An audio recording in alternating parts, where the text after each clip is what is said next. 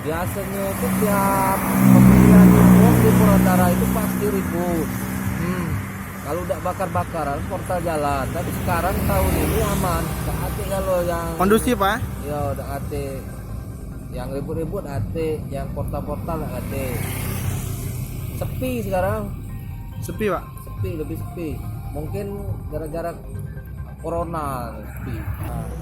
Jadi kami bersyukur tidak ada lah yang namanya Tutup jalan Pak, tidak ada apa ya? tidak ada, situasi aman, kondusif lah, damai, nggak ada lah.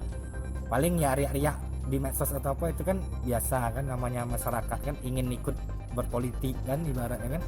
Tapi kami alhamdulillah tidak, kondusif lah Purwakarta, aman.